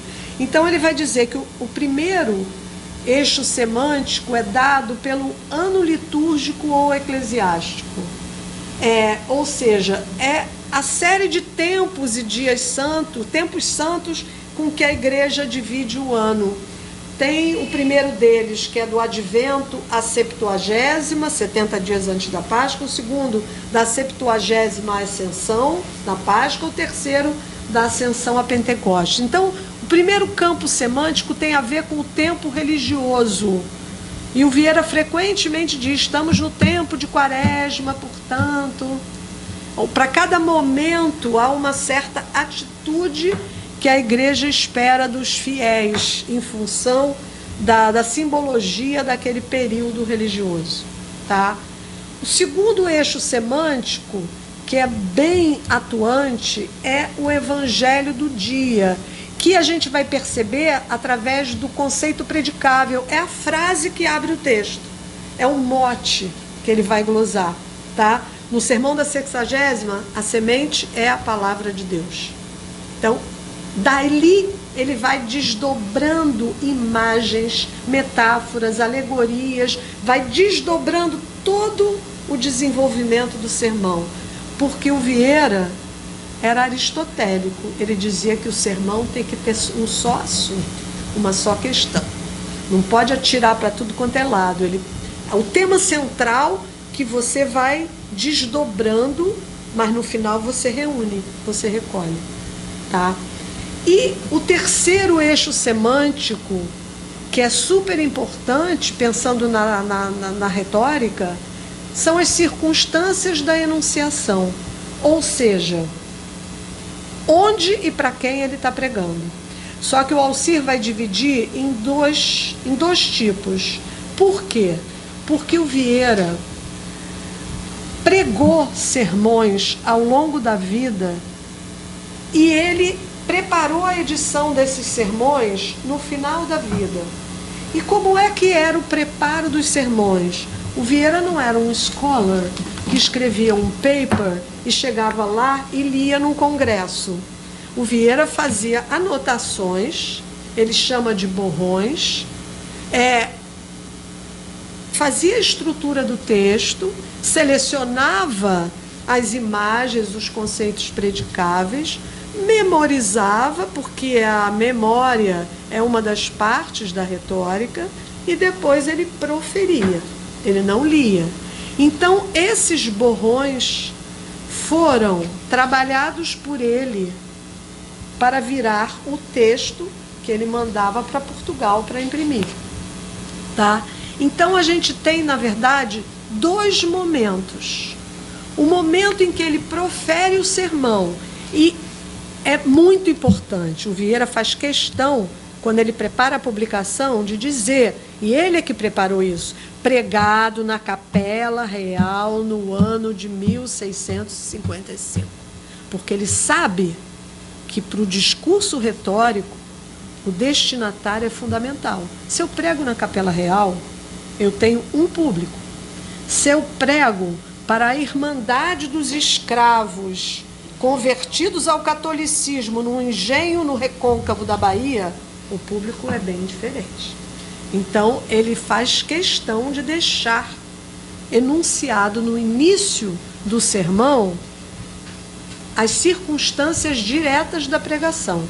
Só que como ele vai retrabalhar esses borrões décadas depois para publicar, a gente teria também as circunstâncias indiretas da pregação, porque às vezes o Vieira coloca alguma coisinha ali que já se refere ao momento posterior no tempo em que ele está reescrevendo o texto para publicar, tá?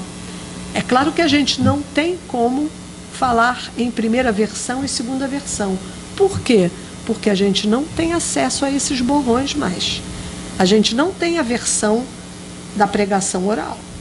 Isso se perdeu no tempo. O que a gente tem é a versão que ele preparou para publicar, tá? Versões piratas circularam dos sermões. É muito curioso, Vieira, quando resolve publicar os sermões, ele escreve no prólogo ao leitor, e ele diz que um dos motivos também que levaram a cuidar da publicação é para mostrar que tem muito texto circulando atribuído a ele que não era dele. Porque o que se fazia, né? Alguém ia assistir a uma pregação do Vieira e anotava, ou na memória ou no papel, os passos principais do texto, o conceito predicável, algumas imagens de relevo, e depois escrevia aquele texto dentro do modelo sermão que era comum a todos e publicava uma versão pirata, como ele era um pregador conhecido. Então ele diz que ele vai publicar também para mostrar que, às vezes, os sermões que andavam circulando pareciam com o que ele havia proferido, mas não era o dele. Era a versão pirata, era uma versão pirata. Ele já estava denunciando, Ele, inclusive, diz, o que não tiver na minha publicação não é meu. Então, é uma questão bem interessante que ele vai falar no prólogo ao leitor dos sermões. Então, a gente...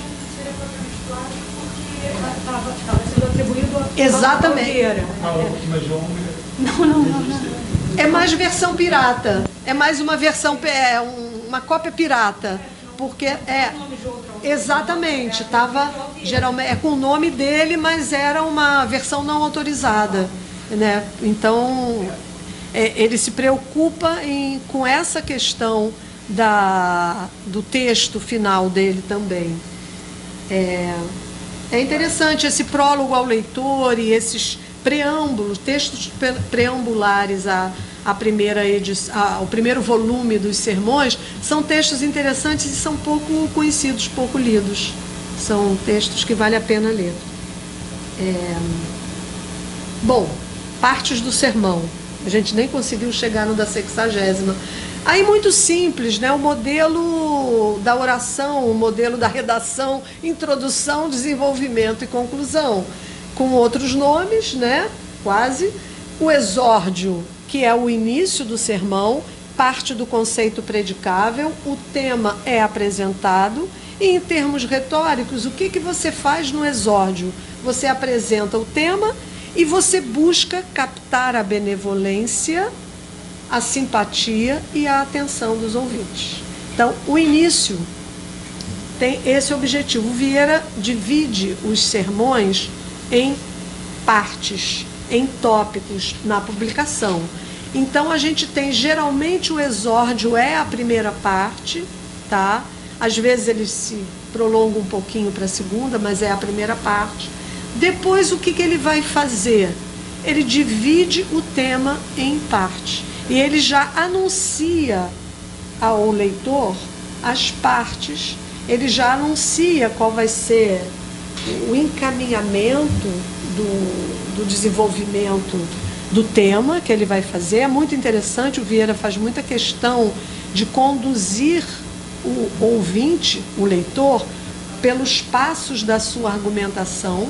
A Margarida Vieira Mendes, que é uma crítica portuguesa, que tem um livro fantástico chamado A Oratória Barroca de Vieira, ela estudou toda a obra sermonística do Vieira, ela vai dizer que o Vieira faz um discurso cicerone, como se ele pegasse na mão do leitor e dissesse, vão por aqui, vão por ali. E ele diz, chegamos à parte final desta argumentação. Ou ele, já demonstrei, espero que vocês tenham entendido. Então, ele usa esse tipo de conversa com o interlocutor para guiá-lo nos meandros da sua própria argumentação. E o final, conclusão, peroração. A parte da peroração é a parte em que ele vai recolher, então aquela técnica que a gente aprende nos manuais escolares, né, da disseminação e da recolha, né, que é característica do suposto estilo barroco, a gente vai ter exatamente, ele recolhe os argumentos todos, mas ele tem sempre um objetivo moralizante final. Porque não é entretenimento, o sermão não é arte pela arte, ele tem um objetivo, que é atuar sobre o ouvinte. Ele quer provocar uma mudança, ele quer provocar uma transformação. Então, a peroração é o momento em que ele usa um tom mais forte, tá? Há perorações assim com uma carga patética muito grande, quando ele se dirige, por exemplo, aos donos de terras no interior do Brasil, e ele diz no final, todos ireis para o inferno, porque por manter os escravos sem ter acesso à doutrinação. Então, as almas, no dia do juízo final, virão pedir contas dos seus proprietários, senhores de escravos que não deixaram que os escravos tivessem acesso à palavra de Deus, e etc, etc. Então, ele cria assim, esses finais, essas conclusões, por vezes, bem intensas, porque era o objetivo mesmo do sermão para o Vieira. Bom, já falamos sobre conceito predicável, a semente é a palavra de Deus, lembra-te, homem, que és pó e ao pó voltarás, são essas frases bíblicas que são importantes porque para o Vieira elas estão ali como representantes da palavra de Deus, mas o Vieira vai desdobrá-las de modo que ele traga sempre a implicação para uma questão que afete os ouvintes na sua contemporaneidade. Então, essa definição, a técnica de argumentação baseada na pressuposição comum a orador e interlocutores de que haverá uma similitude entre os textos bíblicos e as verdades morais, religiosas ou políticas propostas pelo pregador ao seu auditório. Então, ele vai demonstrar a sua engenhosidade ao aproximar questões que estão no texto bíblico a questões contemporâneas sobre as quais ele quer falar. Por exemplo, a corrupção dos dirigentes, como ele vai fazer no Sermão do Bom Ladrão. Por exemplo, toda a questão da invasão holandesa, como ele vai fazer no Sermão pelo Bom Sucesso. Tá? Aí eu trouxe, daqui a pouco a gente acaba. Eu trouxe para vocês, não sei se vai ter cópia para todo mundo, porque eu não sabia quantos estariam, mas vamos lá. O sermão, não é o sermão todo, é a primeira parte, né? É a primeira parte do sermão da 60ª. É a primeira parte para a gente ter uma ideia.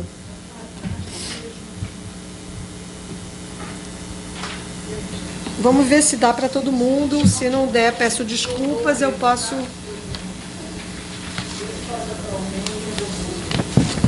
Eu tirei 15 cópias, eu não sei quantas pessoas somos. Quantos somos aqui? Ah, que bom, que bom. Então, só para a gente entrar no texto, porque eu estou falando sobre o Vieira e a gente não entrou no texto. Eu coloquei aí para vocês a edição baseada, eu não coloquei aí, esqueci. Na verdade, o texto eu me baseei na única edição crítica que a gente tem dos sermões do Vieira, só que, infelizmente, é uma edição crítica incompleta, porque o Arnaldo do Espírito Santo, que é um grande especialista em Vieira da Universidade de Lisboa, ele começou a fazer esse trabalho de edição crítica, que é um trabalho imenso, cotejando diferentes edições em vida do autor, e é uma edição cheia de notas explicativas, como deve ser uma edição crítica, mas ele só conseguiu fazer do tomo 1, do tomo 2 dos sermões, e são 15. E o Arnaldo já é uma pessoa com bastante idade. E eu não ouvi falar mais do volume 3, se vai sair. Então, a princípio, a gente só tem 2 volumes dos sermões. Arnaldo do Espírito Santo, professor da Universidade de Lisboa. Então, eu estou seguindo os textos que eu tenho aqui, nessa edição, eu sigo, porque há pequenas variações, porque ele vai citando todas as variações de algumas edições que foram feitas. Então, se vocês observarem, o texto começa, Sermão da 60ª, pregado na Capela Real. Isso tudo Vieira preparou para a edição. E é bom dizer isso porque quem conhece a obra do Gregório de Matos, a gente sabe que os títulos dos poemas atribuídos ao Gregório ou didascálias não foram feitos por ele, foram feitos a posteriori. E aqui não, Vieira preparou para a edição essa pequena narrativa que dá conta do onde e do quando o texto foi pregado. E aqui ele ainda diz mais: este sermão pregou o autor no ano de 1655, vindo da missão do Maranhão, onde achou as dificuldades que nele se apontam, as quais, vencidas dificuldades, com novas ordens reais, voltou logo para a mesma missão. Então, de saída, a gente já tem uma questão política. Lembram daquela dúvida? O sermão da 60ª é só uma arte retórica? Tem uma questão política. Ele vai falar das missões. Então, tem uma questão super importante. O Vieira vai a Portugal porque ele estava querendo que o rei fizesse leis rígidas que impedissem a escravização dos índios. E ele queria que o trato com os índios ficasse nas mãos dos jesuítas. Então, essa era uma questão importante para o Vieira, e por isso ele vai fazer questão de falar exatamente das missões. Ele está falando para a corte, ele está na Capela Real. Então, quem frequentava a Capela Real? A nata da nata da nata, né, da sociedade portuguesa. Era a família real, eram os nobres, era a cúpula da Igreja Católica. Então, ele está pregando para esse público. Mas como ele sabe que ele está preparando um texto para publicar, e ele sabe que esse texto vai ficar, está aí até hoje, ele cria essa narrativa para contextualizar. Porque ele sabe, como quem estudou bem retórica, que o público e o local são fundamentais na constituição do discurso, tá? Então ele vai dizer isso. E aí vem o conceito predicável. Semen est verbum Dei. A semente é a palavra de Deus. Então esse é o mote que ele vai desdobrar. O que é interessante, então, a gente tem de saída aí, sermão da 60ª, a gente já tem o ano litúrgico, né? Que o texto é construído aí, 60ª, 60 dias antes da Páscoa, tá? Então, a gente está já no calendário litúrgico.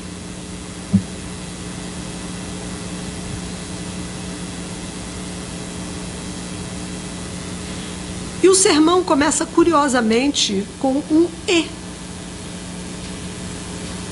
E se quisesse Deus que este tão ilustre e tão numeroso auditório, então aí a referência ao auditório que ele que ele muitas vezes vai fazer, saísse hoje tão desenganado da pregação como vem enganado com o pregador. Então, ele já deixa no ar. Quer dizer, ele quer que o público saia desenganado da pregação. O que é desenganado em termos vieirianos?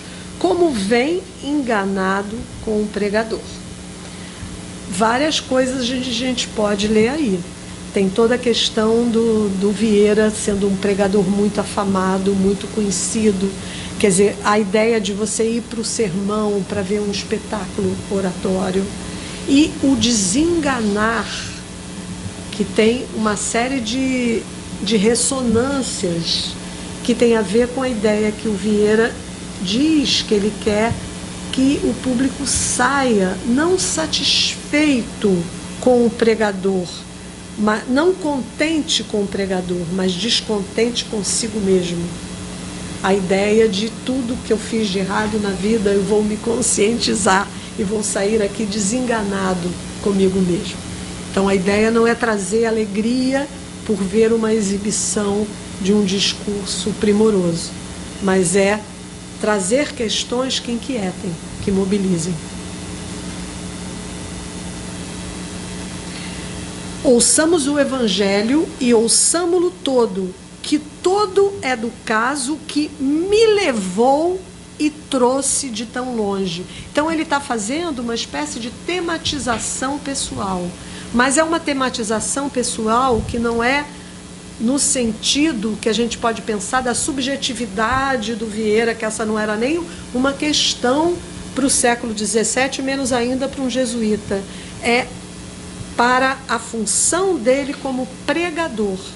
Então, qual foi a situação que fez com que ele fosse, porque ele estava em Portugal, ele voltou para o Brasil e logo depois ele foi a Portugal, porque ele queria resolver uma questão.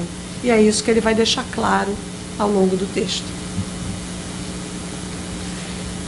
Então, vocês vão perceber que há uma série de citações em latim no texto, mas a gente não tem que se preocupar de saída com essa tradução. Claro que a gente vai traduzir o texto, porque ele vai parafrasear a citação em latim, porque, obviamente, ele estava lidando com o público.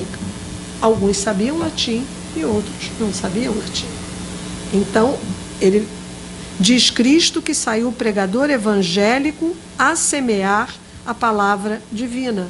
Então, quem devia semear, saiu a semear. Bem parece esse texto dos livros de Deus. Não só faz menção do semear, mas faz também caso do sair, exit. Porque no dia da messe, hão-nos de medir a semeadura e hão-nos de contar os passos. Eu vou ler o trecho, depois a gente comenta. O mundo, ao que lavrais com ele, nem vos satisfaz o que despendeis, nem vos paga o que andais. Deus não é assim. Para quem lavra com Deus, até o sair é semear, porque também das passadas colhe fruto. Entre os semeadores do Evangelho, há uns que saem a semear, há outros que semeiam sem sair. Os que saem a semear são os que vão pregar à Índia, à China, ao Japão. Em síntese, os jesuítas, né? Os que semeiam sem sair são os que se contentam com pregar na pátria. Todos terão sua razão, mas tudo tem sua conta. Aos que têm a seara em casa, pagar-lhes-ão a semeadura. Aos que vão buscar a seara tão longe, hão-lhes de medir a semeadura e hão-lhes de contar os passos. Aí ele dá um salto. Há dia do juízo final. Há pregadores, os de cá, achar-vos-ei com mais passo. Passo é o palácio imperial. Os de lá, com mais passos. Saíram a semear. Magistral esse texto. Magistral. Porque ele está construindo, a partir do texto bíblico, ele está colocando em cena o contraponto entre os jesuítas e os pregadores de corte. Ele está colocando em cena... Exatamente. Semearam, digamos, o semeador sedentário, que joga a sementezinha pela janela, né, e cai ali no terreninho do passo, ele não vai ter a contagem dos passos. Então, ele já de saída, já tem uma questão de disputa de ordens. E o que se diz é que o efeito desse sermão, o que se fala, o Vieira em correspondência, ele comenta, provocou um efeito muito grande, porque os pregadores da corte que estavam ali assistindo, depois falaram muito mal dele e até pregaram falando contra ele, principalmente os dominicanos.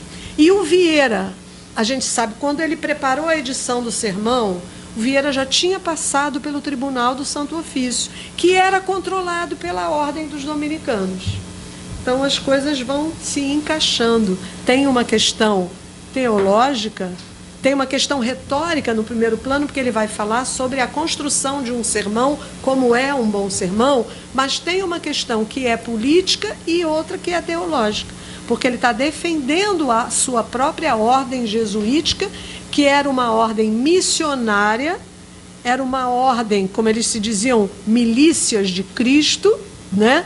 A palavra milícias hoje em dia, no contexto do Rio de Janeiro e do Brasil, é uma palavra que está muito delicada, mas no sentido de ordem militante que batalhava.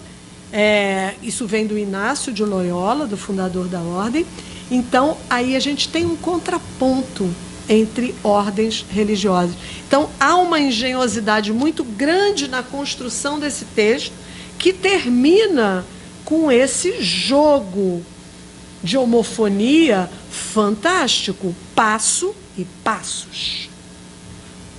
Aí a gente tem a grande agudeza do Vieira de construção de um texto primoroso dentro de uma questão que ele está desdobrando.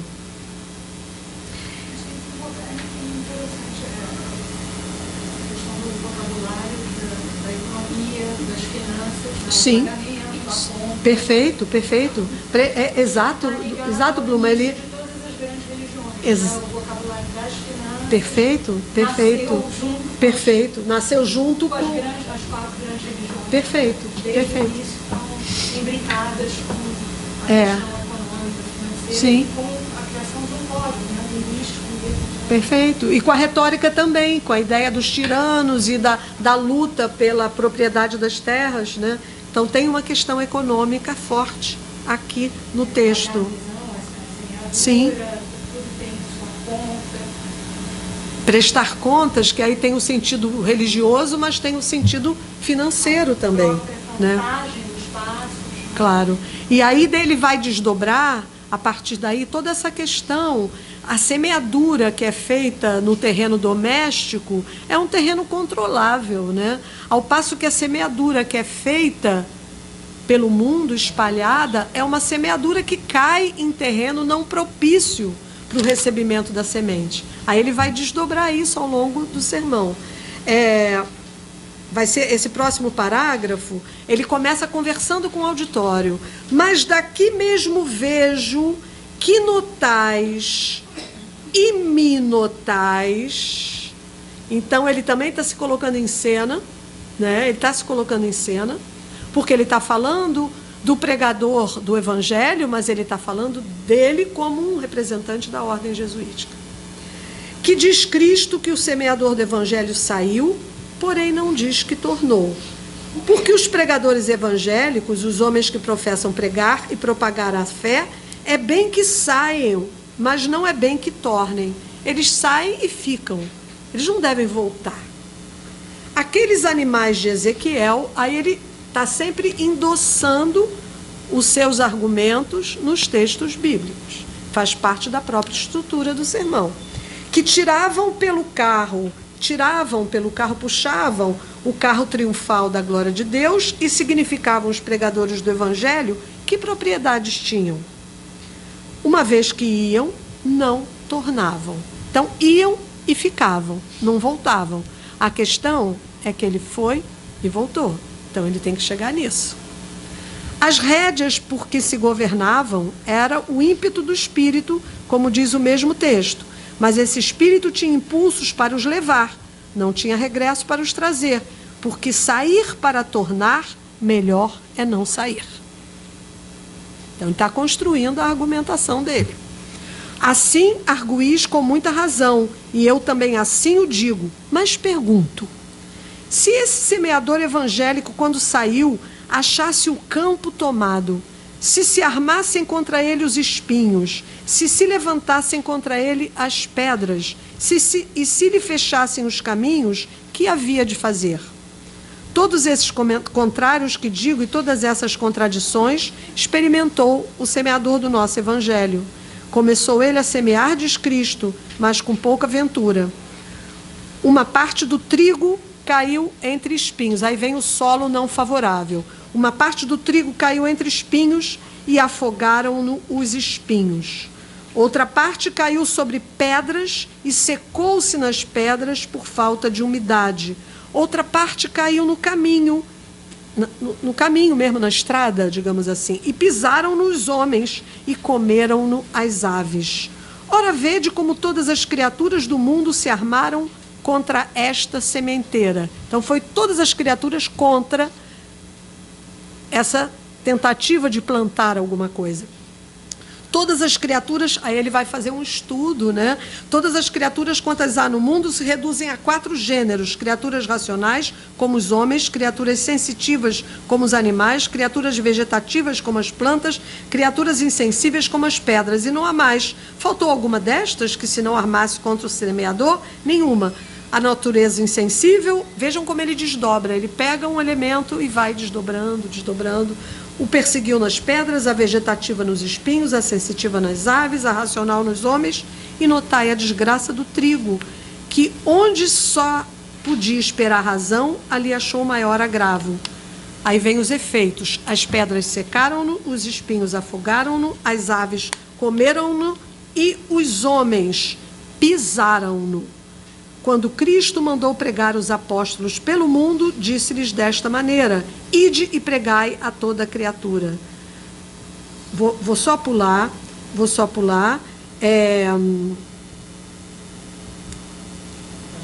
No parágrafo seguinte, ele parte para a situação do pregador do Evangelho.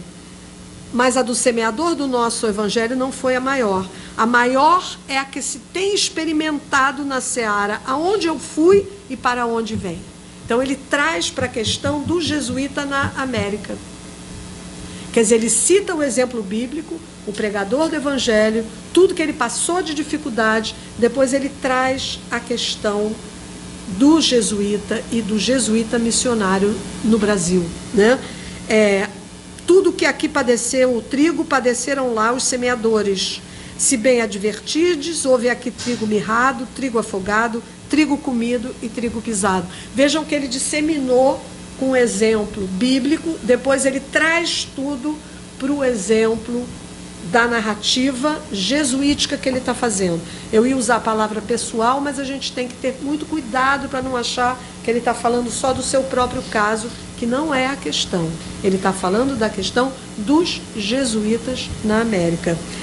Tudo isso padeceram os semeadores evangélicos da missão do Maranhão, de 12 anos, esta parte, já estou acabando. Houve missionários afogados, porque aí ele vai para o detalhe, porque uns se afogaram na boca do grande rio das Amazonas.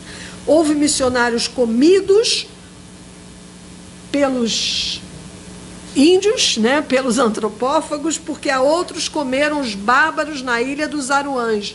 Houve missionários mirrados, porque tais tornaram o das jornada dos Tocantins, mirrados da fome e da doença. Então ele vai dando exemplos de todos os sofrimentos, onde tal houve que, andando 22 dias perdido nas brenhas, matou somente a sede com o orvalho que lambia das folhas.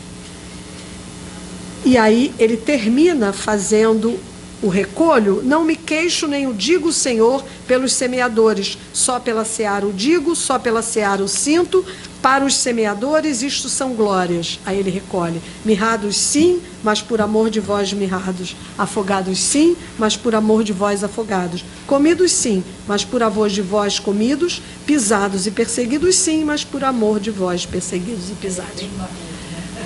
Completamente, ele desdobra e aí recolhe. Então, a gente não vai ter tempo de continuar esse primeiro tópico, mas ele vai, terminem a leitura, esse primeiro tópico, que é a apresentação, que é a introdução. Ele vai terminar com a apresentação do que ele vai tratar no texto. Mas para que possais ir desenganados com o sermão, tratarei nele uma matéria de grande peso e importância. Servirá como de prólogo aos sermões que vos hei de pregar e aos mais que ouvirdes esta quaresma. Aí ele vai dizer que esse sermão é o prólogo de todos os sermões e também de todos os sermões que ele publicou, mas no ato enunciativo de todos que ele pregaria na quaresma lisboeta de 1655, quando ele estava lá. Estamos na nossa hora. Eu tinha programado terminar a discussão do sermão da 60ª, mas acabei me estendendo mais do que eu devia. Desculpem pela desorganização, digamos assim. Eu acho que a coisa foi no outro ritmo. E vamos fazer o seguinte: No próximo encontro, a gente trabalha com o sermão da 60ª, o sermão do Santo Antônio aos Peixes, e acho que dá para a gente entrar no sermão, porque a introdução foi mais lenta, né? E dá para entrar no sermão pelo bom sucesso das armas de Portugal contra a de Holanda, tá? A gente deixa, então, se vocês puderem ler os textos, vai ser muito melhor, né? Porque a gente não vai poder fazer esse tipo de leitura aqui. Eu queria ler com vocês o prólogo do sermão da 60ª, mas a gente vai fazer mais comentários que vão pressupor uma leitura por parte de vocês. Acho que, se vocês conseguirem ler antes, vocês vão aproveitar mais o que eu colocar aqui, tá? Então, obrigada pela presença. Até